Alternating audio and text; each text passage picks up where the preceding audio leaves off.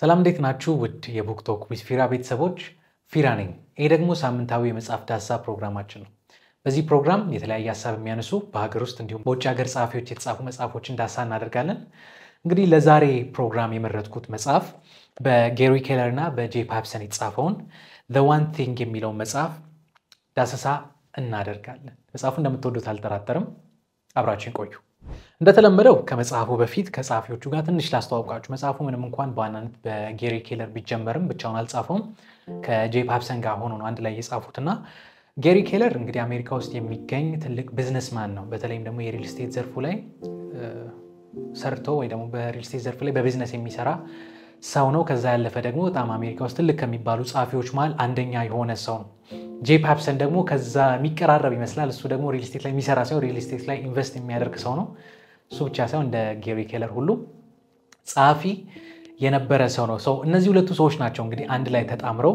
ይሄን መጽሐፍ የጻፉት ሰው The One Thing ማለት ምን ማለት ነው መጽሐፉ ምን ሐሳቦችን ያነሳል እነሱን በሰፊ እስኪ እንይ ገና መጽሐፉ እንደገለጣችሁ ጻፊው አንድ ታሪክ ከማውራት ይጀምራል አንድ ጊዜ ነው አሉና በአማርኛ ስናውጣ አንድ ጊዜ ነውና አንድ ንጉስ አንድ ከተማ ያለፈ አንድ የኔ ቢጤ ያያል እና ሰውየውን አይቶ ታዝኖለት ምን እንድሰጥ ትፈልጋለህ ምን ላድርግልህ ይሏል የኔ ቢጤው ማይ ንጉስ እኔ እንኳን የምፈልገውን ነገር ማድረግ ምትችል አይመስለኝም እንደው ይቅር ይሏል ንጉሱም እኮ ምንድነው የምትፈልገው ንገረኝና አሁን አደርግልሃለሁ ይሏል አሁን አደርግልሃለሁ ስላሉ ለማኙ ታው ንጉስ ቃል ከመግባት በፊት አንዳንዴ ቆም ብለው ማሰብ ሳይዋጣ አይቀርም እኔ እንኳን የምፈልገውን ነገር እንዲሁ ማድረግ ምትችል አይመስለኝም ይላል ንጉሱም ገርሞት ቆም ብሎ እሺ ምንድነው የምትፈልገው ይላል ለማኙም እሺ እንግዲያውስ ካልክ መልካም ፍቃድ ከሆነ ብሎ የሚለምንበትን ኩባያ አንስቶ መልካም ፍቃድ ከሆነ በዚህ ሙሉ የሆነች ነገር ስጠኝ ይላል ንጉሱም ታዲያ ምን ችግር አለ ብሎ ሎሌዎቹን በኩባያው ሙሉ ሳንቲም ወይ ነው ብር እንዲያስገቡበት ይነግራቸዋል ሎሌዎቹም ታዘው ብሩን አንስተው ኩባያው ሲከቱት ብሩ ልክ ኩባያው ውስጥ እንደገባ ይጠፋል ሎሌዎቹ ተደናግጠው አሁንም ጨምረው ብር ይከቱበታል አሁንም ይጠፋል ይሞክራሉ ይጠፋል በዚህ ተደናገጠው ንጉስ ሎሌዎቹም እስኪ አይነቱ ቀየር እናርገውና ወይ ወርቅ ወይ ከበረ ድንጋይ አንዴ ሞላ የሚል ነገር እንክተትበት ይላል እሺ አንስተው ወርቁንም ሲጨምሩ ይጠፋል አሁንም ሲጨምሩ ይጠፋል ለማኙ መጀመሪያ አትችልም ስላለው ያው ሰው መሃል ነው እንደተባለው ንጉስ ወለ ስለያዘው ይሄ ነገር እስኪሞላ ዛሬ ከዚያ እንንቀሳቀስም ጨምሩ ይላሉ አንዴ ከሳንቲም አንዴ ከብር አንዴ ከወርቅ አንዴ ከከበረ ድንጋይ ያደረጉ ይጨምራሉ ምንም ሊሆን አልቻለም ይሄን ያየ ሰማይ የከተማው ህዝብ ይሄን ማጉድ ካላየን አንንቀሳቀስም ብሎ ቁጭ ብለው ያሉ ንጉሱ ቢል አልሆን ይላል መጨረሻ ላይ በቃ እሺው ተስፋ ቆርጫለሁ ግን ምንድነው ኩባያ ሳየው ከስራ አልተቀደደም አያፈስም ብር ሳስገባበት ግን ይጠፋል ምንድነው አሉ ለማኙም ንጉስ ሆይ እኔ ምን አውቄ ብቻ ግን እንድለምንበት መልካም ፍቃድ ሆኗቸው የሰጡኝ ሰዎች ከሰው ፍላጎት እንደተሰራ ነግረውኛል አለው ይባላል። ጻፊው ሙሉ መጽሐፉ የሚያወራው ሐሳብ እዚህ ላይ የተመሰረተ ኦልሞስት የመጽሐፉ 75% እዚህ ታሪክ ላይ የተመሰረተ ሐሳብ ምን ይላል? ሰዎች በተፈጥሯችን ብዙ ነገር እንፈልጋለን፣ በጣም ብዙ ነገር ህይወት ላይ እንደው እቺ ነገር እንዲብትሆንልኝ ብለን የምናስባት ነገር አለች። በጣም በሚገርም ሁኔታ ደግሞ የምንፈልጋቸውን ነገሮች እየኖሩ ያሉ ሰዎች አሉ። በገንዘብ በሉት፣ በዝና በሉት፣ በሀብት በሉት፣ በልብስ በሉት፣ በቤተሰብ፣ በትዳር፣ በተለያየ ነገር እንደው እንደሱ ብሆን ብለን የምንመኛቸው በጣም ብዙ ሰዎች አሉ። መኖሩ ክፋት የለውም፣ መፈለጉ ክፋት የለውም። ግን እዛ ቦታ ላይ የደረሱ ሰዎች ብዙ ጊዜ ሮል ሞዴላችን ይሆናሉ። ምን ማለት ነው? ህይወታችን ላይ የምንጠቀማቸውን የተለያዩ ሐሳቦች፣ የተለያዩ መርሆች ከነሱ እንኮርጃለን። ጥሩ ቤተሰብ ካለው ሰውዬ ጥሩ ቤተሰብ ለመገንባት ብሎ ካወራ ከሱ እንቀበላለን። አንዳንዴ ከዛም ጋር ላይገናኝ ይችላል፣ ግን ሰውየውን ኮፒ ማድረግ እንፈልጋለን።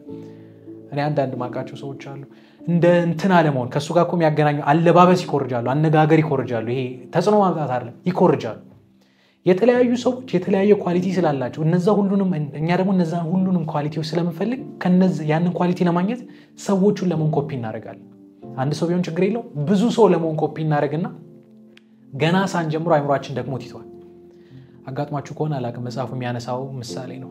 አንዳንድ ጊዜ በቃ ይሄን ዘንድሮማ እንዲያረጋል ጠዋትማ እንዲያረጋሉ ብለን እንወስንና ገና ጠዋት እንደተነሳን አንዱን አድርገን ብዙ ማድረግ ያለብን ነገሮች ይመጡብናል። እንዲም ደግሞ አላረኩም። ህሊና ከልክ በላይ መጨናነቅ ሲጀምር አይምሮአችን ገና ሳይጀምር ደክሞት ይተዋል። ግን ይላል ጻፊው፣ አስተውላችሁ ከሆነ እንደ ሮል ሞዴል የምታዩአቸው ሰዎች ከነሱ የኮረጃቸዋቸው ሰዎች አብዛኞቹ አንድ ነገር ላይ ጥሩ ናቸው፣ ሌላው ነገር ላይ ግን እንደ አብዛኞቻችን ደካማ እንደሆኑ ይናገራል። ምንም ቦታ ላይ ሮል ሞዴል ብላችሁ የምታዩአቸው ሰዎች እንደው ሌላ መጽሐፍ ላይ በደንብ እነግራችኋለሁ። አንድ ሰው በነገራችን ላይ ፌመስ ከሆነባችሁ ስለማታገኙት ነው። ብታገኙት ይሄ ሰውዬ ለሆነ ሰዎች ቤተሰብ ነው፣ ለሆነ ሰዎች ጓደኛ ነው። እናንተ ቦታ እንደሰጣችሁት እዛ አይሰጠውም፣ የሆነ ሰው ነው።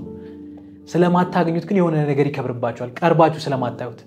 ቀርባችሁ ብታያቸው አንደኛ እንደናንተ ሰው እንደሆነ ይገባችኋል። እሱ ብቻ አይደለም እንደናንተ ብዙ ጋፕ እንዳለባቸው ታውቃላችሁ። ግን ምናልባት አንድ ነገር ላይ ጎበዝ ናቸው። ችግሩ ተቀምጠን የምናያቸው እኛ የተለያዩ ሰዎችን ስለምንቆርጅ ገና ሳንጀምሮ በብዙ ነገር አይምሮአችን ይያዛል። እና ካላችሁ ጻፊው ትክክለኛ ለውጥ ማምጣት ከፈለጋችሁ፣ እውነተኛ ለውጥ ማምጣት ከፈለጋችሁ 78 ነገር አትርገጡ፣ አንድ ነገር ላይ ትኩረት አድርጉ። ለዚህ ነው ርዕሱ the one thing የሚለው። 78 ነገር ላይ ጥሩ መሆን አይጠበቅባችሁ። የሆነ ነገር ላይ ጥሩ መሆን ሁሉም ላይ ከምትረግጡ አንድ ነገር ላይ ጎበዝ ለመሆን እንድትሞክሩ መጽሐፉ ይናገራል። ምክንያቱም ያቺ ጠንካራ ከሆነች ሌሎችም የማጠንከር አቅም አለ።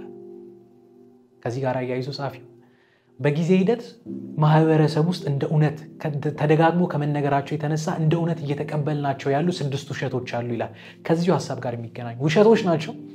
ግን አንዳንዴ ይባላል ውሸት አንዳንዴ ደጋግሞ ከተነገረ እውነት ይመስላል። እውነት ይሆናል ሳይሆን እውነት ይመስላል። እንደዚህ እውነት የሚመስሉ ውሸቶች 6 ውሸቶች አሉ ይላል። ምንድናቸው እነዚህ 6 ውሸቶች? የመጀመሪያው ጻፊ ውሸት ነው የሚለው everything matters equally የሚለውን ሐሳብ ነው። ሁሉም ነገር እኩል ዋጋ አለው። ጻፊው ምን ይላል? ሁሉም ነገር እኩል ዋጋ ቢኖረው እኩል ጊዜ፣ እኩል ሰዓት፣ እኩል ትኩረት፣ እሱ ብቻ አይደለም እኩል ውጤት ማምጣት አለበት። ህይወታችን ላይ የተለያዩ ክፍሎች አሉ። ሁሉንም ነገር እኩል ማጠንከር ስለማንችል ሁሉንም ነገር እኩል ለማስኬድ ከሞከርን ገና ሳንጀምረው እንደምንደክም መጽሐፉ ይናገራል። ሁሉም ነገር እኩል ዋጋ የለው። ህይወታችን ላይ የሆነ ቦታ ሊሰጠው ሰፋ ያለ ቦታ ሊሰጠው የሚገባ ሰፋ ያለ ኤነርጂ፣ ሰፋ ያለ ትኩረት ሊሰጠው የሚገባ ነገር አለ። በዛው ልክ ደግሞ የደከመ ነገር አለ። ምክንያቱም እዚህ ጋር ፓሬቶ ፕሪንሲፕል ብሎ የሚያወራት ነገር አለ። አብዛኛውን ጊዜ ህይወት ላይ 80% የሚሆኑን ውጤት የሚያመጡት ነገሮች 20% ተጽዕኖ የሚያሳድሩ ነገሮች ናቸው። ፓሬቶ ፕሪንሲፕል ማለት ይሄ ነው። ለምሳሌ ዓለም ላይ 80% የሚሆነውን የመኪና አደጋ የሚያመጡ ሰዎች 20% የሚሆኑ ሹፌሮች ናቸው። ዓለም ላይ 80% የሚሆነውን ገንዘብ የሚያንቀሳቅሱ ሰዎች 20% የሚሆኑ ነጋዴዎች ናቸው። 80-20 የሚባለው ፕሪንሲፕል የፓሬቶ ፕሪንሲፕል። እንደዛ ሁሉ ህይወታችን ላይ 80% የሚሆነውን ተጽዕኖ የሚያመጡት ነገሮች የህይወታችን 20% የምትሆነው ናቸው። እነዚህ 20% ላይ ትኩረት ካደረግን ሌላውን ነገር የመለወጥ አቅም አለን። ግን ሁሉም ነገር እኩል ማተር ያደርጋል የሚል አይነት ነገር በጣም እየተወራ ስለመጣ ሳናቀው የተለያዩ ቦታዎች ላይ ተበጣጥሰን ከአንዱም ሳንሆን ቀርተናል፣ ወይ ደግሞ አንድ ኳሊቲ ያለው ነገር ሳንሰራ እንቀራለን። የመጀመሪያው ውሸት ጻፊ የሚለው ነገር ሁሉም ነገር እኩል ዋጋ አለው ነው። ሁሉም ነገር እኩል ዋጋ የለው። ሁለተኛው መልቲታስኪንግ የሚል ሐሳብ ያወራል። መልቲታስኪንግ አንዳንድ ጊዜ መልቲታስኪንግ እንደ ስማርት ወይ ደግሞ እንደ አዋቂነት ይታያል። እንትን አረጋለሁ እንትንም አረጋለሁ እንትንም ይሄንም እያደረኩ ይሄንም እንደ ስማርትነስ ወይ እንደ አዋቂነት ይታያል። ግን ይላል ጻፊው ምንድነው መልቲታስኪንግን ሞንኪ ማይንድን ብሎ ይገልጿል። እንግዲህ ሲወራ ሰምታችሁ ከሆነ ሞንኪ ማይንድ እና ሞንክ ማይንድ የሚባል አለ። ሞንኪ ማይንድ ማለት ጦጣ ያው ትንቀለቀላለች አይደል? እዚህ ምዛም ትላለች። አስተውላችሁ ከሆነ ብዙ ጊዜ ወይ ለጸሎት ሊሆን ይችላል ወይ መጽሐፍ ልናነብ ሊሆን ይችላል ወይ ከራሳችን ጋር ጊዜ ልንወስድ ወይ ልንተኛ ስንል አይምሮአችን ሲረጋጋ አይምሮአችን ውስጥ እንደ ጦጣ የሚበር ሐሳብ ታያላችሁ።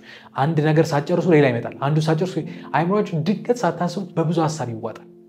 ጻፊው ይሄን ነገር አስባችሁት አይደለም ይላል። ይሄ ነገር ነበረ ግን አታስተውሉትም። ሞንኪ ማይንድ ያለው አይምሮ እንዲህ ነው። ከዛ ይመጣል ሞንክ ማይንድ። ሞንክ ማለት በአማርኛ መነኩሴ ማለት አይደል? መነኩሴ ሲባል አይምሮአችሁ ላይ ምን ይመጣል? በጣም የተረጋጉ በአንድ ነገር ላይ ትኩረት ማድረግ የሚችሉ ምንድነው ማሰላሰል የሚችሉ በእንግሊዝኛ ሜዲቴት ማድረግ የሚችሉ አይነት ሰዎች ናቸው። መልቲታስኪንግ ምንድነው ችግሩ ካላችሁ ጻፊው ሁለት ዋና ችግሮች ይነግራቸዋል። የመጀመሪያው መልቲታስኪንግ ብሎ ጻፊው የሚገልጸው በአንዴ የተለያዩ ስራዎችን ለመስራት መሞከር። የሆነ ነገር እያደረጋችሁ ይሄን እያደረጋችሁ በተመሳሳይ ሰዓት የተለያዩ ስራዎችን መስራት አንደኛው የመልቲታስኪንግ ሐሳብ እንደሆነ ይናገራል። ምንድነው ታዲያ ችግሩ? እንግዲህ የተለያዩ ሳይንሶች አይምሮአችን መልቲታስኪንግ የሆነ ክፍል እንደሆነ ይናገራሉ። at the same time ለምሳሌ እያወራችሁ አይምሮአችሁ ደም ዝውውራችሁን እየተቆጣጠረ ነው፣ ምግብ እየተፈጨ ነው፣ አይናችሁ እየተርገበገበ በአንዴ ብዙ ስራዎችን የሚሰራ ክፍል ነው አይምሮአችን። ግን ትኩረት አድርጎ የሚሰራው የአይምሮአችን ክፍል ወይ ደግሞ ንቁ የሚባለው የአይምሮአችን ክፍል በአንዴ ትኩረት ማድረግ የሚችለው አንድ ነገር ላይ ነው። 3-4 ነገር ትኩረት ስታደርጉ የሆነ ነገር ላይ ታረጋላችሁ፣ ከዛ ትበተናላችሁ፣ የሆነ ነገር ላይ ታረጋላችሁ፣ ትበተናላችሁ፣ ከምንም ሳትሆኑ ትቀራላችሁ። የመጀመሪያው ውሸት ነው የሚለው መልቲታስኪንግ ይሄኛው አይነት መልቲታስኪንግ ነው። ሁለተኛው ደግሞ መልቲታስኪንግ የሚለው ጻፊው አንድ ነገር ጀምሮ ሳይጨርሱ ሁለተኛ ነገር መጀመር፣ እሱን ሳይጨርሱ ሶስተኛ ነገር መጀመር። ይሄም የመልቲታስኪንግ አንደኛው ክፍል።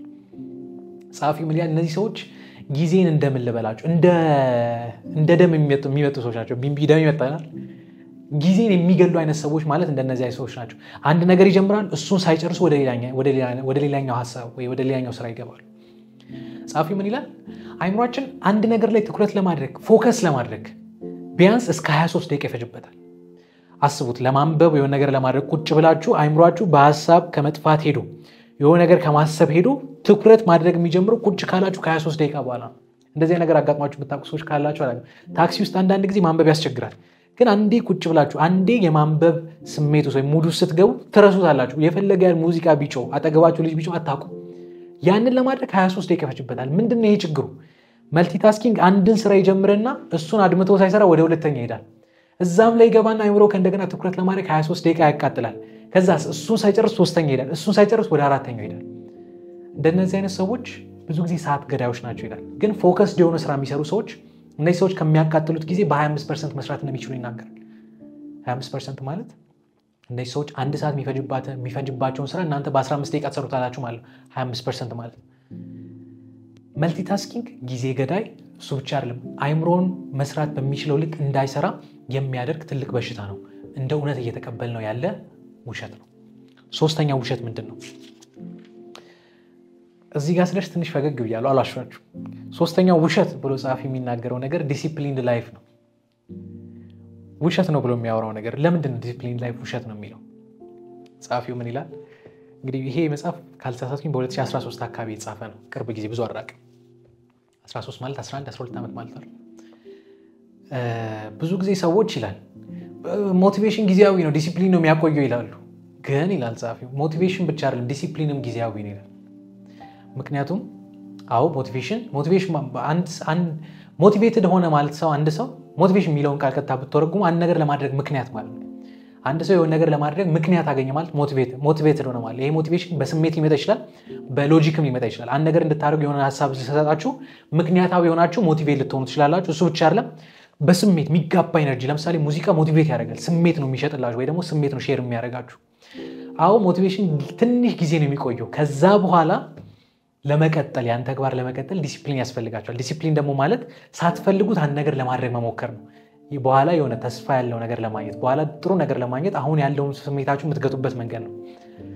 ጻፊው ምን ይላል? ያንን ተግባር ሳታቋርጡ በተመሳሳይ ሰዓት ቀጥታ የወሰድኩት ቁጥር ነው 66 ቀን ካደረጋችሁት ያ ተግባር ልማድ እየሆነ ይመጣል።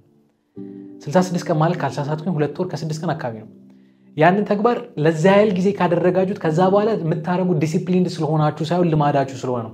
ካላረጋችሁት ያፋሽጋችኋል ነው ማለት። ካላረጋችሁት የሆነ ነገር ይረሳችኋል፣ ይሰማችኋል። ዲሲፕሊንድ ላይፍ ላይ ፎከስ የሚያደርጉ ሰዎች ምን አይነት ሰዎች ናቸው ካላችሁ ይጀምራሉ፣ ያቆማሉ። ጀምራችሁ ካቆማችሁ ከእንደገና ሞቲቬሽን ያስፈልጋችኋል ከእንደገና ልማድ እስኪሆን ድረስ ዲሲፕሊን ያስፈልጋችኋል ይሄ ትግል የሞላበት ህይወት ማለት ነው ጻፊው ሶስተኛው ውሸት ነው የሚለው ዲሲፕሊን ነው ዲሲፕሊንም ጊዜያዊ ነው የሚያስከትለው ሃቢት ነው የሚል ሐሳብ ያወራል አራተኛው ትንሽ ኮንትሮቨርሻል የሚመስሉ ሐሳቦች ነው እንግዲህ የሚያነሳው አራተኛው ጻፊው will power is always on our will call የሚል ሐሳብ ነው በአማርኛ አስተማመጡት ሁሉ ጊዜ ፍቃዳችንን መቆጣጠር እንችላለን የሚል ሐሳብ ማለት ነው ገና እንደገባችሁ ጻፊው ምን ይላል መሰላችሁ አንድ ነገር ለማድረግ አቅዶ ፍቃዱን ብቻ እንደሚተማመን ሰው ምስኪን ሰው የለም ይላል በዚህ ሰዓትማ አነባለሁ በሰዓት እነሳለሁ ብሎ ፍቃዱን ብቻ እንደሚተማመን ሰው ምስኪን ሰው የለም ይላል ለምን ምክንያቱም ፍቃዳችን ሁሉ ጊዜ በእኛ ቁጥጥር ስር አይደለም የሆነ ሳለ የሆነ ነገር ማድረግ ትፈልጉና ሰዓቱ ሲደርስ ፍቃዳችሁ ይቀየራል ለምን ምክንያቱም ፍቃዳችሁ ሁሉ ጊዜ በእናንተ ቁጥጥር ስር አይደለም በቃ ሳይንቲፊክ የሆነው ነገር ብታዩ ይሄ ነው ምክንያቱም እንደምንፈልገው ፍቃዳችን ሁሉ ጊዜ በእኛ ቁጥጥር ስር ቢሆን ይሄ መጽሐፍ ራሱ ይሄን ቪዲዮ ማየት አይጠበቅባችሁ ይሄን መጽሐፍ ማንበብ አይጠበቅብን ፍቃዳችን ላይ ተጽዕኖ ያላቸው በጣም ብዙ ነገሮች አሉ ሰው ተጽዕኖ አለው ጻፊ በጣም ትልቅ ተጽዕኖ አለው የሚለው ደግሞ ጊዜ ነው ጊዜ አይምሮአችን አንድ ነገር በስርዓት እንዲወስን ከሚያደርጉ ነገሮች ማለት አንደኛው ለምሳሌ አንድ ነገር አደርጋለሁ ብላችሁ ወስኑና ጧት ተነሱ ያኑ ተግባር ከሰዓት ለማድረግ ሞክሩ የማድረግ አቢሊቲያችሁ ወይ ደግሞ የማድረግ ዝንባሌያችሁ ከሁለቱ የትኛው ነው ትልቅ ኦብቪየስሊ መጀመሪያው ነው ለምን ምክንያቱም ጊዜ አይምሮአችን ላይ ተጽዕኖ አለው ምሳ በልታችሁና ሰዓት ብሎ አንድ ስራ ለመስራት ሞክሩ ጊዜ ምን ያህል ተጽዕኖ እንዳለው ታያላችሁ መብላት አጠገባችሁ ያለ ሰው ኢንቫይሮንመንታችሁ ሁሉ ጊዜ ፍቃዳችን በእኛ ቁጥጥር ስር ነው ብሎ ማሰብ ሞኝነት ነው በሌላ ቋንቋ ስታቅዱ ብዙ ነገሮችን ኮንሲደር አድርጉ እያለ ነው ጻፊው will power is not always on our will call ሁሉ ጊዜ ፍቃዳችንን መቆጣጠር አንችልም አምስተኛው ውሸት ነው የሚለው ባላንስድ ላይፍ የሚለውን ኮንሰፕት ውሸት ነው ይላል ጻፊው ባላንስድ ላይፍ ማለት ነው ህይወትን አመጣጥኖ መምራት አይደል ሁሉ ነገር ኩል ማስኬድ ጻፊ በተለይ ሐሳብ ከ1980ዎቹ ጀምሮ በጣም እየተሰበከ ያለ ሐሳብ እንደሆነ ይነገራል ጋዜጦች ይናገሩታል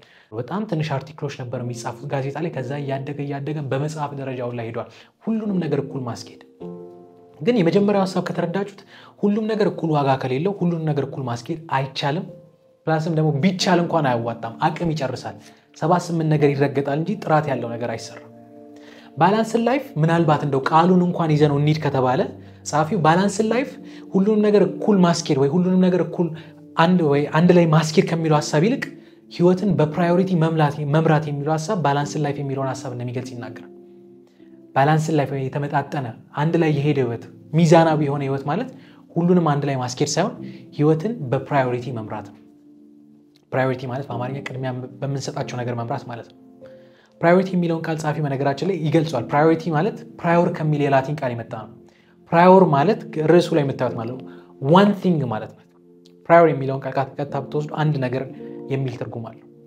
ባላንስ ላይፍ ትክክለኛ ትርጉሙን ከፈለጋችሁ ሁሉ ነገር እኩል ማስኬድ ሳይሆን ህይወትን ቅድሚያ በመንሰጣቸው ነገሮች ለመምራት መሞከር እንደሆነ መጽሐፉ ይናገራል ባላንስ ላይፍ ትፈልጋላችሁ ያንን ከፈለጋችሁ ይላል ጻፊው ይህን ጥያቄ መልሱ ቃል በቃል የሚጠቀም ፎከሲንግ ኩዌስችን ይላታል በኋላ ትንሽ እናየዋለን what is the one thing you can do say that by doing it everything will be easier or unnecessary what is the one thing you can do say that by doing it everything will be easier or unnecessary ስላደረጋችሁት ሌላ ተግባሮችን ቀላልና አላስፈላጊ የሚያደርግ አንድ ተግባር ምንድነው የሚል ጥያቄ ጠይቃችሁ ልድገመው ስላደረጋችሁት ሌላ ተግባሮችን ቀላልና አላስፈላጊ የሚያደርግ አንድ ተግባር ምንድነው የሚል ጥያቄ ጠይቃል መነሻዬ ላይ ለመናገር ሞክሬያለሁ አንዳንድ ጊዜ ጧት ስትነሱ አንድ ከባድ የሚባል ተግባር በቃ ይሄን ነገር ባልሰራው አይምሯችሁን ሙማታው ሙሉ የሚይዛችሁን ተግባር እሱን ከማድረግ ስትጀምሩ ሌላ ቀን ከዛ በኋላ የምታደርጉት እያንዳንዱ ስራዎች ቀላል ይሆናሉ ያቺ one thing ምንድናት ነው የሚጀምረው ጥያቄ ስላደረጋችሁት ሌላ ተግባሮችን ቀላል የሚያደርግ አንድ ተግባር ምንድነው አንደኛ እሱ ብቻ አይደለም ስላደረጋችሁት ሌላ ተግባሮችን አላስፈላጊ ብሎ የሚሰርዘው ተግባር ምንድነው የሚል ጥያቄ ይጠይቃል አንዳንድ ጊዜ ለአንድ ነገር ፕራዮሪቲ ሲሰጡ ሌላ ተግባሮችን ይሄ ማያስፈልግም ብላችሁ እንድትተው ያደርጋችኋል ያቺ አንድ ነገር ምንድናት ብላችሁ እንድትጠይቁ ይናገራል ለምን ምክንያቱም የባላንስድ ላይፍ ወይ የተመጣጠነ ህይወት ትክክለኛ ትርጉም ህይወትን ሁሉንም ነገር እኩል ማስኬድ ሳይሆን ህይወትን በፕራዮሪቲ ወይ ቅድሚያ በመንሰጠው ነገር መምራት ነው ስድስተኛና የመጨረሻ ጻፊ ውሸት ነው የሚለው ብዙዎች big is bad የሚል ሐሳብ ያነሳሉ ይላል እንግዲህ ይሄ ነገር አሁን በተለይ በእኛ ዘመን እየቀረ ያለ ሐሳብ ነው ብዙ እንዲያስብ ትልቅ ነገር ማሰብ ትልቅ ነገር መፈለግ ጥሩ አይደለም የሚል ነገር ይነሳል ትልቅ ነገር ማሰብ አስፈላጊ ነው። ትልቅ ነገር ስታስቡ አይምሯችሁ ትልቅ ነገር ይፈልጋል። ትልቅ ነገር ስትፈልጉ ትልቅ ነገር ትሰራላችሁ።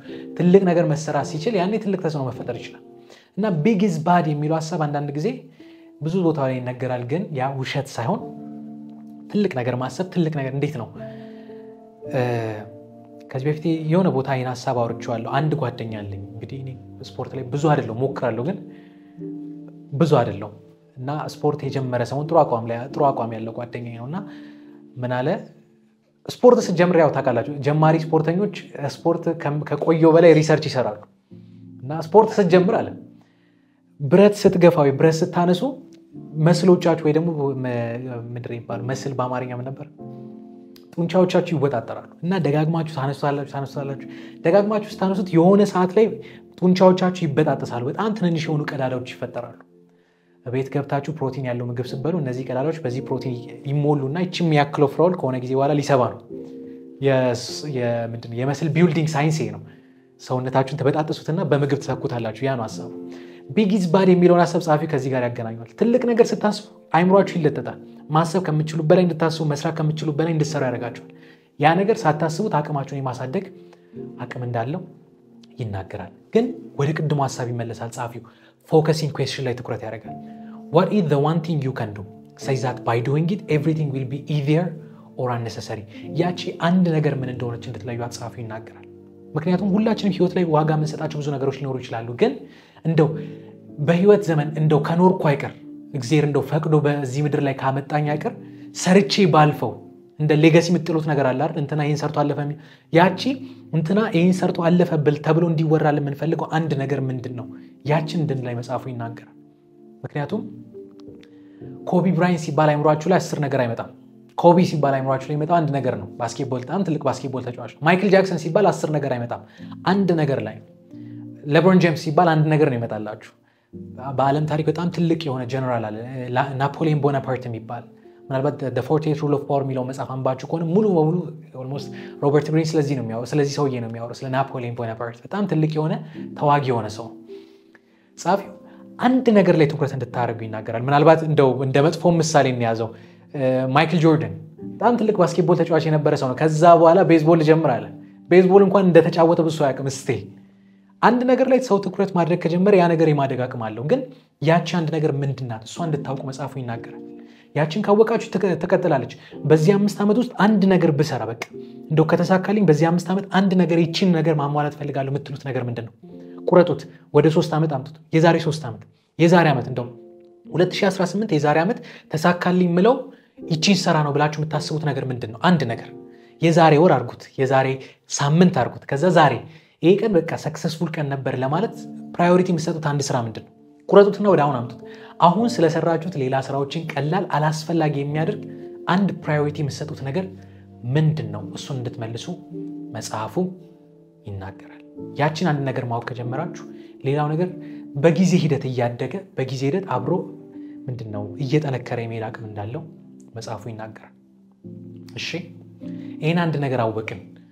እዚህ ጋር ብቻ ያቆም ጻፊው። ይሄን አንድ ነገር ካወቅን በኋላ ይቺን the one thing-አችንን ለማሳደግ ምን ነገሮችን ማድረግ አለብን? ይቺን one thing ፕራዮሪቲ የምንሰጣትን ነገር ከለየን በኋላ ምን ማድረግ አለብን? በጣም ቀለል ያሉ 6 ሐሳቦችን ፈጠና አድርጌ ላውራና እጨርሳለሁ።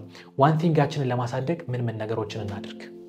የመጀመሪያው ጻፊው ታይም ብሎኮች እንድናዘጋጅለት ወይም ደግሞ በአማርኛ የጊዜ ገደቦች እንድናዘጋጅ ይናገራል። ለone thing-አችን ከሚያስፈልጉ በጣም ወሳኝ ከሆኑ ነገሮች የራሱ ጊዜ መመደብ ነው። እና ጻፊው ታይም ብሎኮችን ስናዘጋጅ ይላል መጀመሪያ the one thing-አችሁን አይደለም መጀመሪያ የረፍት ጊዜያችሁን እንድታቅዱ ይናገራል። ከረፍት ጊዜያችሁ ምንም እቅድ ስትጀምሩ ከረፍት ጊዜያችሁ አቅዳችሁ እንድትጀምሩ ጻፊው ይናገራል። ምክንያቱም ብዙ ጊዜ ይላል እየሰራን ረፍት እንፈልጋለን፣ ስናርፍ ደግሞ ሊና ትመጣለች፣ ኧረ የሆነ ነገር አልተሰራም የሚል ነገር ይመጣል። እንደዚህ እንዳንዋዥቅ መጀመሪያ አቅዳችሁን ከረፍት ጊዜያችሁ ጀምሩ። የረፍት ጊዜያችሁን አቅዱ አንደኛ። ከዛ ሁለተኛ ደግሞ one thing-አችሁን አቅዱ። ለዛ ምን ያህል ጊዜ መስጠት አለብኝ? መቼ እዛ ላይ ኢንቨስት ማድረግ አለብኝ? መቼ ማንበብ አለብኝ? መቼ መስራት አለብኝ? እሱን እንድትለዩ ጻፊው ይናገራል። ከዛ በኋላ ለሌላ ነገሮች ከዛም ቀጥላችሁ ደግሞ ራሳችሁን ኢቫሉዌት ለማድረግ ምን ሰዓት መውሰድ አለብኝ ብላችሁ ታይም ብሎኮች እንድታዘጋጁ ወይም ደግሞ የጊዜ ገደቦች እንድታዘጋጁ መጽሐፉ ይናገራል። አንደኛ one thing-አችሁን ለማሳደግ ያስፈልጋል። ሁለተኛ ኮሚትመንትን ማሳደግ ያስፈልጋል ይላል ጻፊው። ኮሚትመንትን ማሳደግ ጸሐፊው ኮሚትመንትን በእነዚህ ሶስት መንገድ ይገልጻቸዋል። ኮሚትመንት ስር ሶስት ሐሳቦችን ያነሳል። የመጀመሪያው ማስተሪ የሚል ሐሳብ ያነሳል። ምን ይላል ጸሐፊው? አንድ ሰው አንድን ስራ ለ10,000 ሰዓት ከሰራው አንድን ልምድ ማድረግ የፈለገውን በሉት ማወቅ የፈለገውን በሉት 10,000 ሰዓት ከሰጠው እዛ ነገር ላይ ኤክስፐርት የመሆን አቅም አለው ማለት ነው። 10,000 ሰዓት ሙዚቃ ተለማመዱ እንደማለት 10,000 ሰዓት እዛ ላይ ካሳለፋችሁ እዛ ሙዚቃ ላይ ኤክስፐርት የመሆን አቅም አላችሁ። 10,000 ሰዓት የሆነ ነገር ላይ ኢንቨስት ካደረጋችሁ እዛ ላይ ኤክስፐርት የመሆን አቅም አላችሁ። ጸሐፊው ምን ይላል? ለዋንቲንጋችሁ አትሊስት በአመት ጊዜ በሉት በሁለት አመት ጊዜ በሉት 10,000 ሰዓት ኢንቨስት ለማድረግ ሞክሩ። እዛ ላይ ማስተር መሆን ትችላላችሁ። ፕላስ ኤክስፐርት የመሆን አቅማችሁ ማሳደግ ትችላላችሁ። ኮሚትመንት ስር አንደኛ ማስተር ያወራል። ሁለተኛ ራሳችሁን ከኢ ወደ ፒ አሳድጉ ይላል። ከአንትረፕረነሪያል ማይንድሴት ወደ ፐርፐዝ ማይንድሴት አሳድጉት ይላል። አንትረፕረነሪያል ማይንድሴት ምንድነው ችግሩ? በቃ ስራ መሰራት አለበት፣ ስሜትም አለ፣ እዚህ እናርግ ይሄን እናርግ፣ እንደዚህ አይነት ስሜት ነው ያለው፣ የሚንቀለቀል አይነት ስሜት ነው ያለው። ምናልባት ጉድ ቱ ግሬት የሚለው መጽሐፍ ሰምታችሁት ከሆነ ያንን ሪቪው አድርጋለሁ፣ ያንን ሰምታችሁ ከሆነ ጉድ ቱ ግሬት ያደጉ መጽሐፎች የተለያየ ነገር የሚረግጡ ሳይሆን አንድ ነገር ላይ ስፔሻላይዝ አድርገው ያንን የሚያሳድጉ ሰዎች እንደሆኑ ይናገራል። ምናልባት ካስታወሳችሁ the hedgehog ኮንሰፕት ብለን አውርተን ነበር ያንን ሪቪው ካያችሁ። እና ጸሐፊው ከአንትረፕረነሪያል ማይንድሴት ወደ ፐርፐዝ ማይንድሴት የተለያዩ ነገሮችን ከመርገጥ ፐርፐዝ ይቺ ፕራዮሪቲ ላይ ትኩረት አድርገን ያችን ለማጠንከር ወይ ደግሞ ያችን ለማሳደግ በሚል እሳቤ የተለያዩ ነገሮችን እንድናደርግ ይናገራል። ፐርፐዝ ማይንድሴት የሚለው ነው። ሶስተኛው ደግሞ አካውንታቢሊቲ ነው። ኮሚትመንት ስር የሚያወራው አካውንታቢሊቲ ማለት እዚህ ዘርፍ ላይ ገብቻለሁ ለሚፈጠረው ለየትኛውም ነገር እኔ ኃላፊነት ወስዳለሁ ማለት ነው። ቢሳካ ኃላፊነት ወስዳለሁ፣ ባይሳካ ኃላፊነት ወስዳለሁ። ሰው አካውንታብል መሆን ሲጀምር ለሚፈጠሩ ጥፋቶች ራሱን መውቀስ ሲጀምር እዛ ነገር ላይ ኮሚትድ ይሆናል። ወይም ደግሞ ኮሚትመንት ማለት እንዴት ነው? ራስን መስጠት፣ ጊዜ መስጠት እንደማለት ነው። ኮሚትመንት ከዛ አንፃር ጸሐፊው ይገልጿል። ኮሚትመንት እንድናሳድግ ዋንቲንጋችን ነው። ሶስተኛው learn to say no። ሎጂካሊ ይላል ጸሐፊው አንድ ነገር እሺ ስትሉ ብዙ ነገሮችን እምቢ እያላችሁ ነው አንድ ነገር እሺ ካላችሁ። ግን ጸሐፊው ምን ይላል? ዋንቲንጋችሁን እሺ ስትሉ ይላል መጥፎ ነገሮችን ብቻ አይደለም ወይ ደግሞ ማይሆን ነገሮችን ብቻ አይደለም እምቢ እያላችሁ ያላችሁት። አንዳንድ ጊዜ በጣም ጥሩ የሆነውን ነገር ለማግኘት ጥሩዎችን እምቢ ትላላችሁ። ምንድነው የሚያጠግበውን እንጀራ ለመብላት ዲዘርቶችን እምቢ ትላላችሁ ማለት እቺ ምንድነው ይባላል ዳቦ ቆሎ እምቢ ትላላችሁ ነው ማለት ነው። በጣም ትልቁን ነገር ለማግኘት አንዳንዴ መጥፎ ነገሮችን ብቻ አይደለም መለስተኛ ጥሩ የሆኑ ነገሮችን እምቢ ማለት ትጀምራላችሁ። ለምንድነው ይሄን ሐሳብ የሚያነሳው? አንዳንዴ ዋንቲንጋችሁ ላይ ትኩረት ስታደርጉ የሚጎዱ መጥፎ ነው አይደለም ይጠቅማሉ፣ ግን እንደ ዋንቲንጋችሁ ማይጠቅሙ አንዳንድ ነገሮችን ልትጎዱ ትችላላችሁ። ያ ብዙም ችግር እንደሌለው ይናገራል። ግን በተቻላችሁ መጠን ፐርሰናል ላይፋችሁና የሥራ ላይፋችሁ ኮንሲደር እንድታደርጉ ይናገራል። ጻፊው ምን ይላል መሰላችሁ? በጊዜ ሂደት ህይወት የምታስተምራችሁ ነገር ቢኖር ይላል ህይወት ሰርከስ የሚሰሩ ሰዎች አይታችሁ ከሆነ አላቅም አየር ላይ እንደሚያሽከረክሯት 5 ኳስ ነች ይላል። ሰርከስ የሚሰሩ ሰዎች አይታችሁ ከሆነ ኳስ አየር ላይ ያሽከረክራሉ። ህይወት እነዚህ ሰዎች እንደሚያሽከረክሯት 5 ኳስ ነች ይላል። ቤተሰብ፣ ጓደኛ፣ ጤና፣ ኢንቴግሪቲ ወይ ለራስ ለህሊና መታመን ልትሉ ትችላላችሁ። ከዛ ስራ የሚባለው 5 ኳሶች ምን ይላል? ህይወት በጊዜ ሂደት የምታስተምራችሁ ነገር ቢኖር ይላል እቺ ስራ የምትባለው ኳስ ከጎማ የተሰራችና በትለቋት ነጥራ የምትመለስ መሆኗን ይላል። የቀሩት አራቱ ቤተሰብ፣ ጤና፣ ጓደኛ ከዛ ኢንቴግሪቲ ወይ ለራስ ለህሊና መታመን የሚባሉት ግን ከመስታወት የተሰሩ ናቸው። ካጣጫቸው መልሳቸው አታገኟቸው። ጻፊው ፕራዮሪቲ የምትሰጡትን ነገር ለዩ ሲል እንደነዚህ አይነት ነገሮች እንድትለዩ መጽሐፉ ይናገራል። ዋጋ የምትሰጡትን ነገር ለዩ። ዋጋ የምትሰጡት ብቻ አይደለም ዋጋ ከምትሰጡት ነገር ጋር ተያያዥ የሆኑ ነገሮች እንድትለዩ መጽሐፉ ይናገራል። ፐርሰናል ነገር አቮይድ የምታደርጉት ነገር አይደለም፣ ትልቅ ቦታ የሚሰጠው ነገር ነው። አንዳንድ ጊዜ ስራ ፐርሰናል ላይፋችን ሊጋፋ ይችላል። ጻፊው እሱን አንደርስታንድ እንደሚያደርግ ይናገራል። ግን መጋፋትና ቶታሊ ኦቨርቴክ ማድረግ ወይ ደግሞ ቶታሊ መቆጣጠር የተለያዩ ነገሮች ናቸው። አንዳንድ ጊዜ ለጊዜው ብላችሁ ፐርሰናል ላይፋችሁን ልትገፉት ትችላላችሁ፣ ግን ትመለሱበታላችሁ። ግን ፐርሰናል ላይፋችሁን ብላችሁ ወይ ደግሞ ምንድነው ይሄ ለስራ ብላችሁ ፐርሰናል ላይፋችሁን ሳክሪፋይ ማድረግ አንዳንድ ጊዜ የምትጸጸቱበት ውሳኔ ተወስናላችሁ እና ዋጋ የምትሰጡትን ነገር ወይ ደግሞ ትልቅ ፕራዮሪቲ ለምትሰጡት ነገር አንዳንድ ጊዜ ኖ ማለት እንድትለምዱ መጽሐፉ ይናገራል። ስራም ላይ እንደዚህ ነገር ያጋጥማል። ትልቅ ዋጋ ያለውን ትልቅ ትርፍ የሚያገኘውን ነገር ስታሳዱ ትንሽ ትርፍ ያላቸው ነገሮች ሚስ ልታደርጉ ትችላላችሁ። ሶ know how to say learn how to say no። አራተኛ prepare for chaos። እዚህ ላይ ብዙ አልቆይም። አንዳንድ ጊዜ አዲስ ነገር ላይ አንድ ነገር ላይ ትኩረት ስታደርጉ ኮንሲኩዌንሶች አሉ። አንዳንድ ትንንሽ ጥሩ የሆኑ ነገሮችን እምቢ ስትሉ ዋጋ የሚያስከፍሏችሁ ነገሮች አሉ። ለውጥ እየጀመራችሁ ነው። ከአይምሯችሁ ይጀምራል፣ ውጪ ያለው ሰውም ጋር ይሄዳል። እንደዚህ አይነት ነገሮችን ስትጀምሩ ካዮሶች ይፈጠራሉ። ያልጠበቃችኋቸው ነገሮች አንዳንዴ ሰው ሚስ አንደርስታንድ ሊያደርጋችሁ ይችላል። በጣም ሲምፕል የሆነ ነገር አንዳንድ ጊዜ ልክ እንኳን እንደሆነ እያመኑ እናንተ ስላላችሁት ብቻ ማይስማሟቸው አይነት ሰዎች አሉ። ሶ አይምሯችሁን ለዛ አዘጋጁ ይላል። don't be surprised ሲፈጠር አው ስሜታችሁ ስለሚጨመርበት አዲስ ሊመስል ይችላል፣ ግን አይምሯችሁን ለዛ እንድታዘጋጁ ይናገራል ጻፊው። አምስተኛ protect your health። እንግዲህ ሶስተኛ ካወራሁት ጋር ይቀራረባል። ስራ የሚኖረው ቤተሰብ የሚኖረው ጓደኛ የሚኖረው እናንተ ስትኖሩ ነው። ትልልቅ ቦታዎች ላይ የሰሩ ሰዎች ብዙ ጊዜ አይታችሁ ከሆነ መሞቻቸው እንደው እድሜ አይደለም፣ አብዛኞቹ መሞቻቸው ጤና ነው። ጤናችሁን እንድትጠብቁ ጻፊው ትኩረት ያደርጋል። አንዳንዴ ዋንቲንጋችሁን ብላችሁ ጤናችሁን እንዳታጡ ራሳችሁ ላይ እንድትሰሩ ጊዜ እንድታሳልፉ መጽሐፉ ይናገራል። የመጨረሻ ስድስተኛ ኢንቫይሮንመንት ነው። በተቻላችሁ መጠን ዙሪያችሁ ለዋንቲንጋችሁ በሚጠቅም እንድትሞሉ ወይ ደግሞ ያንን በሚያስታውሳችሁ ለዛ እድገት በሚያዋጡ ሰዎች ሁኔታዎች ማለት እንድትሆኑ መጽሐፉ ይናገራል። እነዚህን 6 ነገሮች ከተጠቀምን ዋንቲንጋችንን ማወቅ እንችላለን። ማወቅ ብቻ አይደለም ያንን ማሳደግ እንደምንችል መጽሐፉ ይናገራል። እኔ እንግዲህ በጌሪ ኬለር እና በጄ ፓፕሰን የተጻፈው መጽሐፍ እንዲያይቻለሁ። እንዴት አያችሁት መጽሐፉን? የእናንተስ ዋንቲንግ ምንድነው? ይሄን ሰርቼ ባልፍ ብላችሁ የምታስቡት ነገር ምንድነው? እስኪ ስለ መጽሐፉ ያላችሁን አስተያየት በተለያዩ ሶሻል ሚዲያ አማራጮች ላይ ገብታችሁ ኮሜንት ጻፉልኝ።